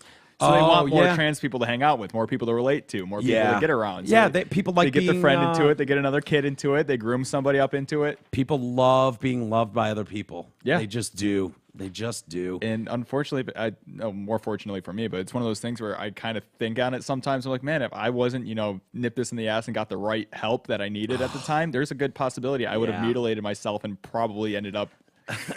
Yeah, which would have sucked, man. Because you're a neat little dude. Aw. You really are. I mean that. I think that's important to state too. And I'm really glad because if you would have been born 20 years earlier. Yeah. God knows what that would have been like for you. I applaud your hot mom and your dad for being like, hey, man, how do we fucking help this kid through it and not fuck him up royally? Yes. Permanently. No, my parents always had my back on things. Yeah, it's awesome. That's awesome. My parents had my back on things too, and it's not across the board common. It's just not. So anyways, Bill Maher slammed the U.S. medical establishment for being afraid to admit that it was wrong for promoting these procedures on minors. Maher made this remark after, just a month ago or so, Dr. Hilary Cass had concluded that minors should not be given trans treatments. Later that month, this is going on in Europe. You're not hearing a ton about it now, but the whole thing is falling apart on its face. So England's National Health Service, their NHS, permanently banned giving puberty blockers to minors. Permanently. Maher said that the UK and other countries in Europe were so far ahead of the US in dealing with the issue of transgenderism in minors that the US policies are now considered to be obsolete. This is so symbolic of so much of woke excess. By thinking you're so progressive, you're actually behind. The reality is we have no good evidence of the long-term outcomes or interventions to manage gender-related distress in kids. These are kids who wanted to switch sex. For most young people, a medical pathway will not be the best way. There's no clear evidence that social transition in childhood has any positive or negative mental health outcomes. And the ideology on all sides has directed care. So in other words, by trying to be so far ahead, United States, and this is not just England, this is all Scandinavian countries, they've all pulled back on this. To me, that says a lot about where we went, and hopefully we're getting back to someplace sane. Because yes, I don't think we should be doing medical interventions on kids before they can figure out who they are. Well, welcome to the party, Bill. I'd love to give you a lot of credit. Some of us have been saying that for years. Some of us have absolutely a little too late there. Yeah, a little bit. And it reminded me of a text I got from a friend of mine talking about her kids. And she's got a kid in college. They might both be in college. Okay. Like young. But they don't go along with the mainstream bullshit, whatever that narrative is. They kind of joke about it. They see it for what it is on its face. In other words, they're comfortable in their own skin, and they're not just going to be sheeple to what their stupid college says. Anyways, she says, I thought I'd share a story with you that so-and-so told me that he was at a party this weekend. His buddy was wearing a Trump jersey, and a girl, them, walked up to him and poured a beer on him and then punched him in the face for wearing the jersey. Them then poured a beer on another girl for singing along to a country song about red, white, and blue. This chick was just a party pooper. These thems are out of control. Well, hey, that wasn't a she, her. You have all right to punch back. Yeah, exactly. That was. I would. Sorry, it looks like a hot chick out there. Oh yeah, that's the neighbor. Yeah, she's got a big CC dog. Aw. Not quite a CC, but close. No, that's what I'm saying, though. The thems are out of control. Thems are a little out of control. All I'm saying is if it doesn't say she, her, technically you're not hitting a woman. Go for it. What are you hitting? I don't know what you're hitting. You're hitting a they, them. Yeah, can I tag a they, them if it's being an asshole? I got into a fight with all of them. Really? You could probably say, like, man, I fought them. Yeah. You can make it sound like you fought off a couple off a group of bullies. Yeah, I was getting bullied by them, and then I fought them off. I don't know what I won. I don't know why we've made it acceptable for people to think that someone at a party at that age someone's wearing a Trump hat, Trump jersey, someone's wearing a Biden shirt, jersey, as if someone would do that, but if they were, or like what has been instilled in you that you think at that point it's okay to assault someone? That's assault. The worst. When you punch someone or throw a beer on them, like that's never been acceptable in society ever. Yeah, you used to just yell something at them, they yell something back, and then you all go about your day. In passing. I've seen that happen before. And even that's a young man's game. Yeah. Young woman's game. In fact, they need to fucking yell at someone because they have a different opinion than you. I'm at a point where I just laugh, and I usually make jokes about it. It doesn't matter what side you're on. I'll just sit there and start cracking jokes to myself or whoever's around me. Yeah, well, that's a good way to deal with it. But I think there's a lot of this. But that them in this particular story feels comfortable enough behaving that way because it has been taught that they should feel comfortable behaving that way. That somebody that doesn't see ideologically like they do is now fair game to be assaulted. There was that push a couple of years ago, when it was like anybody on the right is a Nazi. Remember that all that bullshit? And it was like punch a Nazi, and it's like, yeah, how about you don't do that? How about you don't go up to people, assume the worst about them, and then feel empowered because you're promoting that behavior. And some people did that. Yeah. Well, there's the whole punch a Nazi campaign. Yeah, the punch a Nazi campaign. Fuck yeah. And I don't want Antifa! I don't want that being encouraged any more than I want punch a tranny being encouraged. Yeah. Like that, can we agree on that? How about we don't punch each other? Don't punch Joe Biden supporters. Yeah. It's really hard to dig them up. The other story that happened over the weekend or last week that blew people up was Harrison Butker. He's a kicker for the Kansas City Chiefs. And he was giving I say the name sounded familiar. Yeah, he was at Benedictine College giving the commencement address. Now, Benedictine College is a Catholic university, and Harrison Butker went to a Catholic university and is giving the commencement address at a Catholic university, and he's espousing, shocker, Catholic values. Wow. How dare he? And some people are absolutely outraged. You're telling me the man who was raised Catholic and went to Catholic school said something Catholic during his speech? Yeah. To Catholic people. To Catholic people? Yeah. And people lost their shit. Was he saying some like Old Testament, like we need to kill these motherfuckers over here and fuck those no. Okay, so he was just saying bitches belong in the kitchen, essentially. Yeah. Just whatever. Old school, traditional places. And he said it much more eloquently than I just did. So but the funny thing is that people are like signing petitions, like 190,000 people signed a petition to get him cut from the Kansas Chiefs. Yeah. It's like, dude, he's helped you win 3 Super Bowls. He's that elite of a kicker. You don't cut that kicker because he doesn't believe in. It's not that he said like Nazis had some good points. I'm kind of with Hitler on this one. No, he just was talking about traditional gender roles, which historically was not that outrageous of a thought.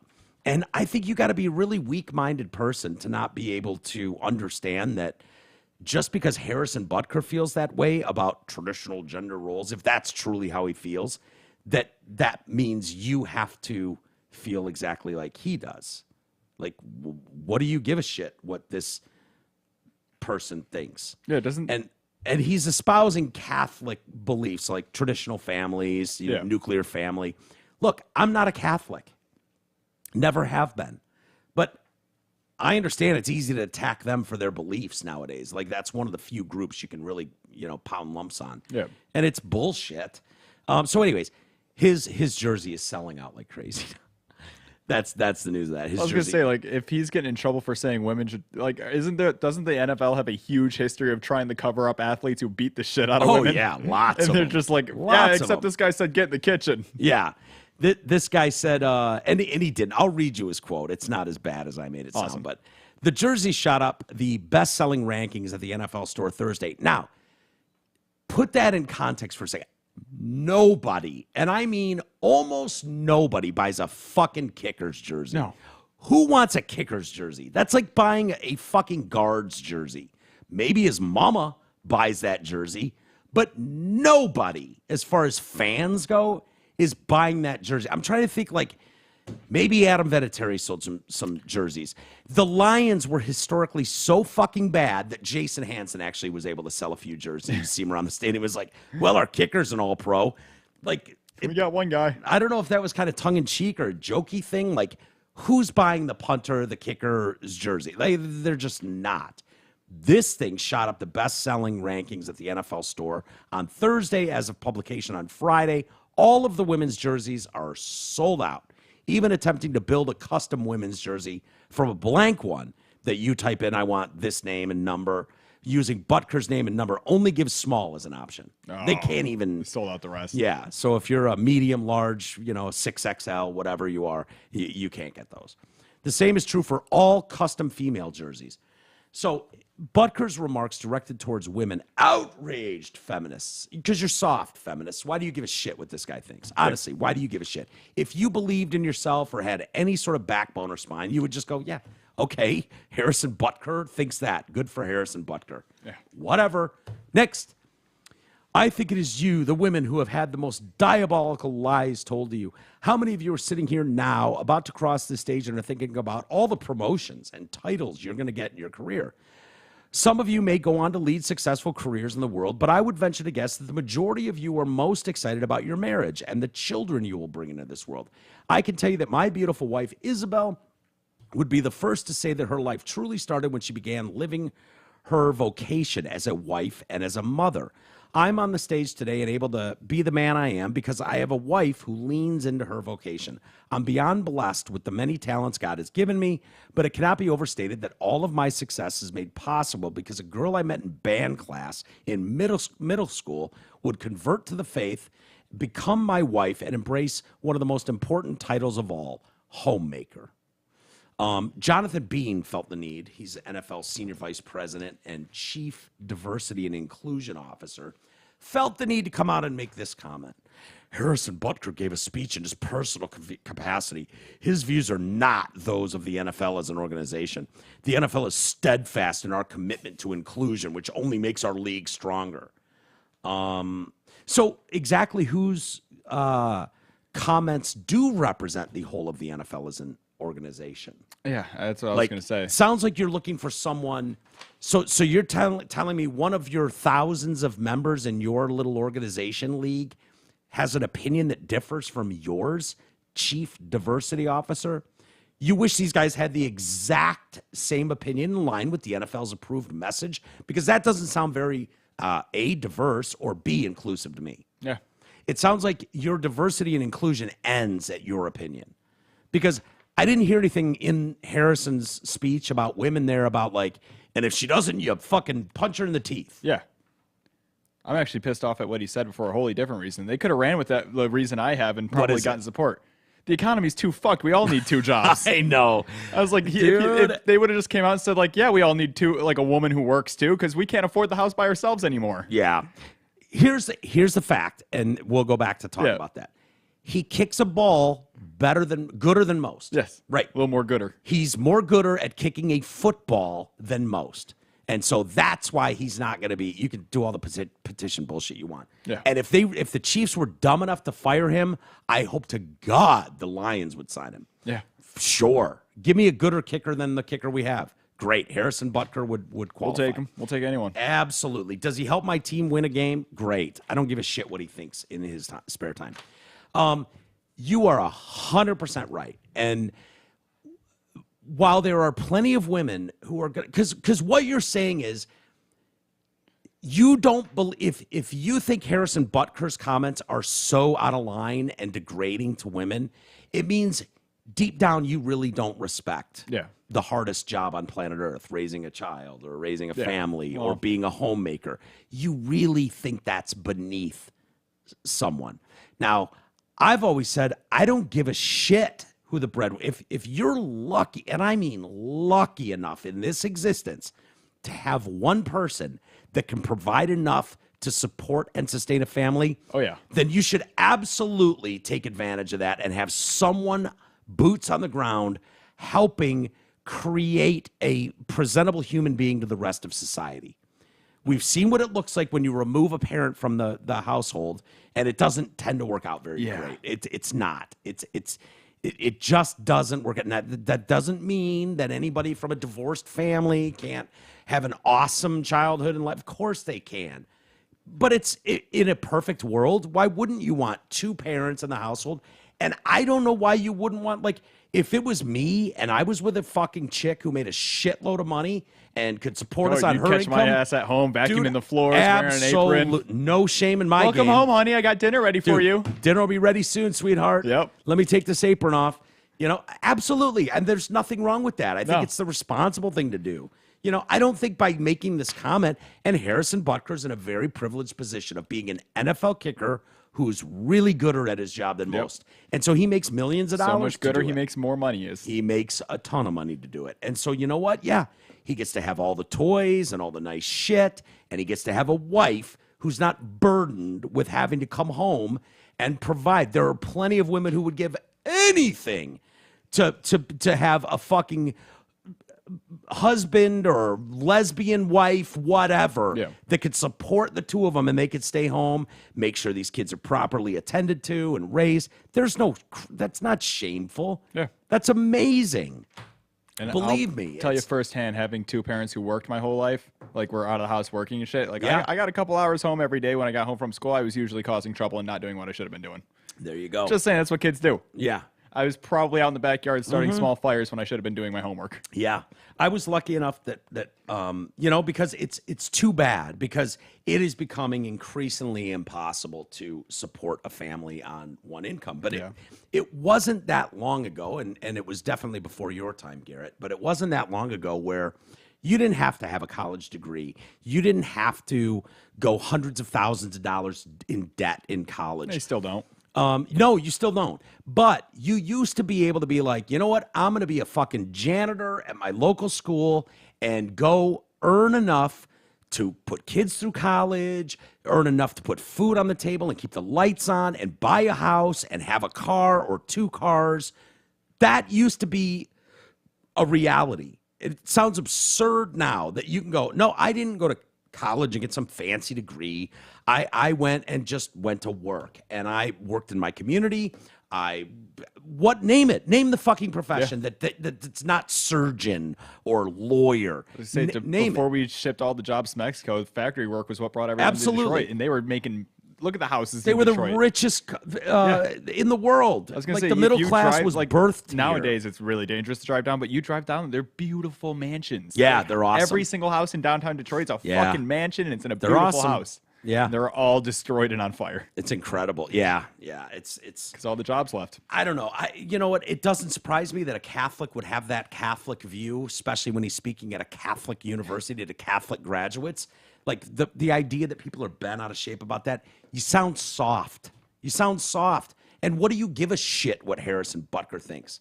And if you want to be a woman and go, I am woman, hear me roar, and go fucking work your ass off in a career and blah, blah, blah, blah, blah. There are good aspects to that, and there are really shitty aspects to that. Yeah. And a lot of those women that do that and get past the birthing age or whatever are going to have regrets. Sorry, they just are. I have regrets now that I didn't settle down, find a woman, get married, have a kid. I have those regrets. I know women are going to have some of those regrets. We all do, based on the choices we made. It is what it is. This part of the show is brought to you by your insurance expert.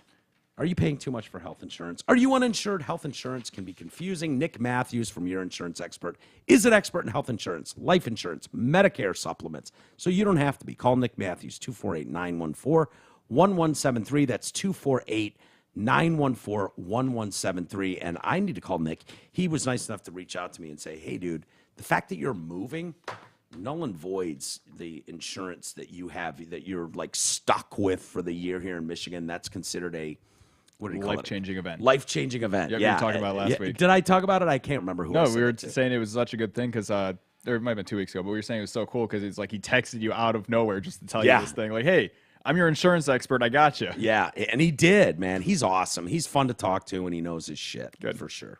This part of the show is also brought to you by the Backcourt Restaurant in Clarkson.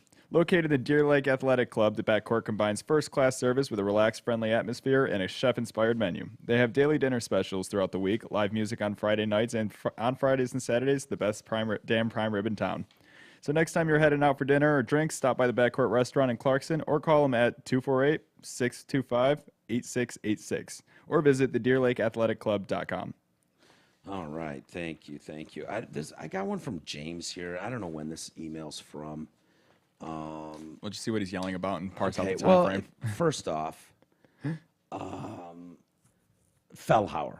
God, no, please. Well, if he must, can you keep his libtard mouth off mic? Don't ruin the few shows you have left. I can't wait for Brandon and Bentley. Have Mark on a separate show so I can just not Honestly, listen. I've heard Mark on the Drew and Mike show a couple times nowadays, like because I listen in here and there, not every episode, but I get it maybe once or twice a week. I don't get that much from him. Like, you know what's very funny much though? libtardy stuff. I would absolutely read this email to Fellhauer's face. Oh yeah. And you know what? I'll be honest and I think with you he gets shit for it on the show all the time. But I've I'm heard sure his he takes and does. stuff. I'm like, he's a little more on the lib side, but it's not as aggressive as I keep hearing. Dude, I keep hearing how aggressive he is. Like, Like, oh, it's Fellhauer not. this, Fellhauer that. Dude, I sat down. I had the most wonderful conversation with Mark when I was over at Drew's when we were going to that show a couple weeks ago. Fucking awesome time. And it was just like Mark and I, we were the same dudes that we were in our 20s. And we were talking about all kinds of life shit and all kinds of stuff. And I didn't get the feeling at all like the guy had changed at all. So I don't know, maybe he is, but I'd love to read that to his face. Just be like, say you what, sir? Are you a libtard, Fellhauer? I have no problem with that. Yeah. Everyone, John, is hella gay, and so is Mary Barra and every other GM employee raping the planet. So this must be, this goes back to the Hummer, Maybe. right? Because that be. was John, I think, that sent that email Yep. about the Hummer and the EV. So everyone, John, it's one of those subjects, it's two, and then it goes into the sentence. So I'm assuming it's all one sentence. Okay. Everyone, John, is hella gay, and so is Mary Barra and every other GM employee raping the planet. I only hope their doors get stuck shut and the batteries spontaneously combust and run on long after their corpses are just carbon ash. Fuck all hippies. Yeah, that's a harsh way to put it. However, I will say that those are, if you get one of those car fires in one of those fucking EVs, You're fucked. I work in fucked. fire suppression. I can tell you this. I've been asked multiple times by people who work at like the Tesla plants and stuff like that. Hey, what do we do if our cars catch on fire? I just tell them, you buy a fire blanket and you walk away. yeah. There's nothing else you can do. Yeah, it doesn't sound good. Like if you get in one of those boxes and there's no getting out, and it's just like, yeah, you're toast. Also, your car might just have a software glitch and lock on you now. Yeah, fun. That's a new thing your car can do. It can just lock when it can start accelerating when it feels like it because it's all digital. Yeah, yeah. I think there was that one story. I think it might have been covered on the show where they had a guy who was in a Tesla or something like that, but his car just started taking off on him without him controlling it. I remember the Toyota. I think it was Toyota. I think it was Toyota or something was like it that. years ago? Jay and I were doing Yeah. that. One was fucking horrifying. Oh, where yeah. that dude's calling 911. He's in the car. And He's like, I can't. The brakes don't work. I don't know why you couldn't just fucking grind that into a wall on the freeway and just be like, He was probably just too scared to. Didn't want to lose the car. it may be, He thought but maybe it could pop back and give him control again. it but worked out well with his plan. That's to what happens just when you- go 150 miles an hour into fucking the abyss and Yep. kill your whole family. That's what happens when you buy electric. Yeah. I'm just kidding. No, dude, believe me. But those they digital haven't cars worked do out all scare the me. bugs. Yeah. They haven't worked out all the bugs. So this is from Luke. He wanted me to meet for lunch. And I'm like, dude, I don't have fucking time to meet you and call Charlie LaDuff and tell me what you want to tell me. Yeah. Just send me an email. He Congrats to responded. Charlie. He cleared all his charges. Let's see. I don't want or need you to fix anything. I can't send through the email.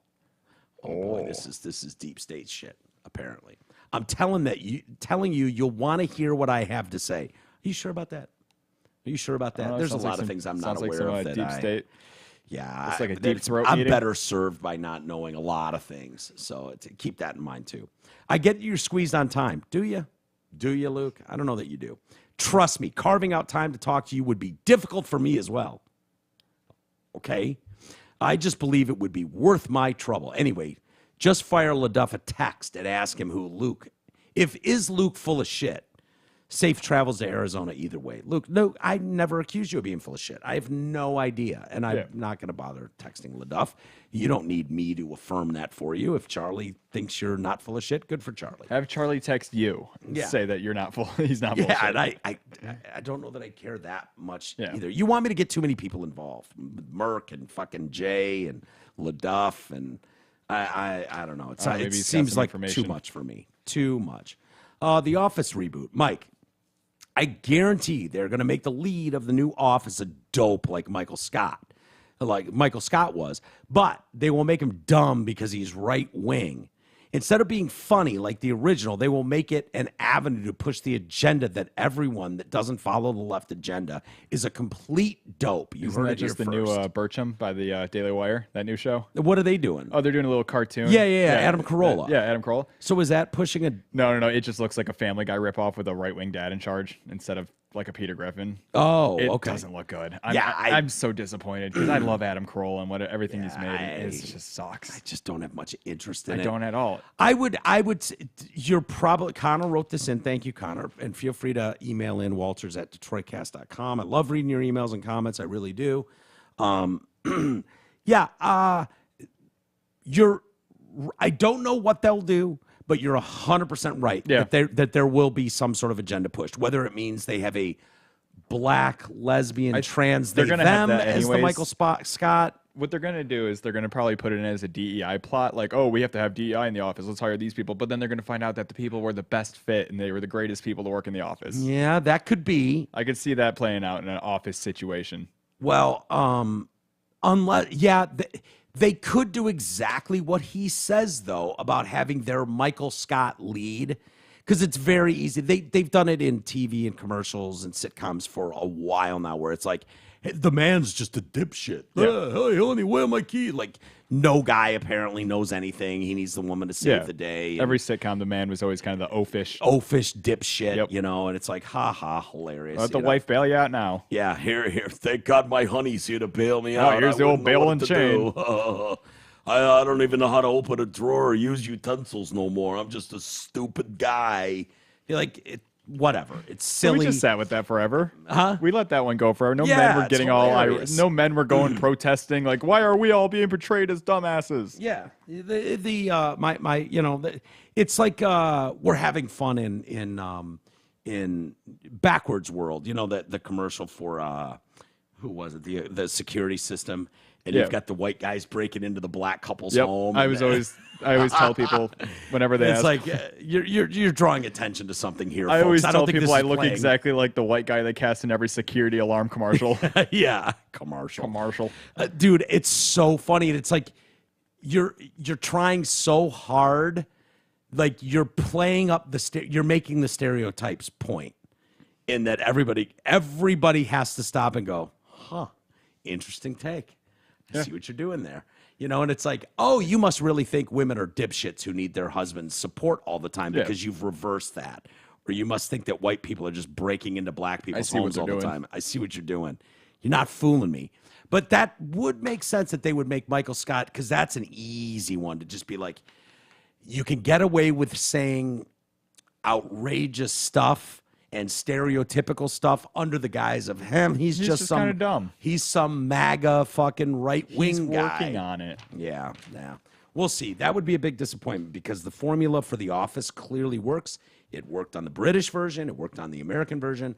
And it worked because it pulled no punches on who it went after. If you make, and you had the perfect guy in Michael Scott and Ricky Gervais playing that role that everybody else knew was the dipshit. Yep.